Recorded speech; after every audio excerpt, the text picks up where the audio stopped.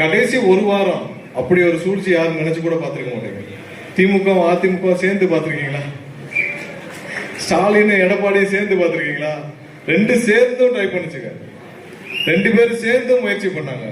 அதையும் தளபதி முறியடித்து இன்னைக்கு மக்கள் என்ன நினைச்சு வாக்களிச்சார்களோ அந்த நிறைவேற்றிருக்கு.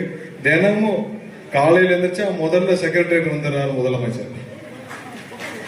மற்ற அமைச்சர்கள் வராங்களோ இல்லையோ, மற்ற அதிகாரிகள் வராங்களோ இல்லையோ, காலையில் முதல் பணியாக தலைமைச் செயலகம் வந்து தன்னுடைய பணியை துவக்கி விடுகிறார் முதலமைச்சர். எல்லாமே புதுசா இருக்கு. தலைமைச் செயலகத்திலேயே பாத்தீங்கன்னா எல்லாருக்கும் புதுசா இருக்கு. முதல்வர் தினமும் காலையில் எப்படி அரசு அலுவலகத்திற்கு வரணுமோ அதே மாதிரி வந்து வேலையை துவக்குகிறார்.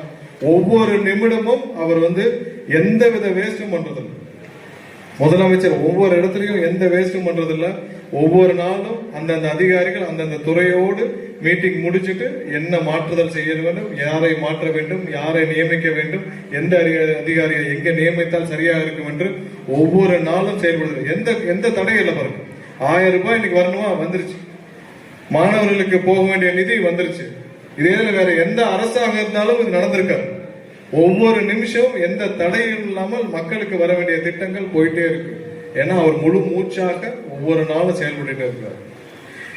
எதை நோக்கி இது மாதிரியான உழைப்பு நம்ம நிர்வாகிகள் நீங்க எல்லாம் பண்ண உழைப்பு இதுவரை எந்த கட்சியும் பார்த்ததே இல்லை.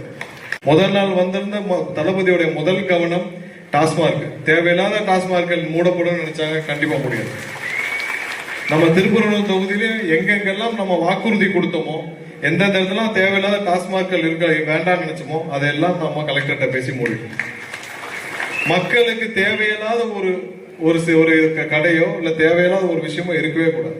நம்ம என்ன நினைச்சோமோ அதான் நடக்கும். எங்கேயும் இந்த கட்டிங்க பழைய எம்எல்ஏ மாதிரி கட்டிங்க இல்ல பழைய மாதிரி சிஸ்டமோ பெர்சன்டேஜோ இருக்காது. முற்றிலும் மக்கள் என்ன நினைச்சாங்களோ 100% லஞ்ச லாவணியமற்ற ஒரு அரசாக இருக்கும். அதுல மாற்றுகிறது.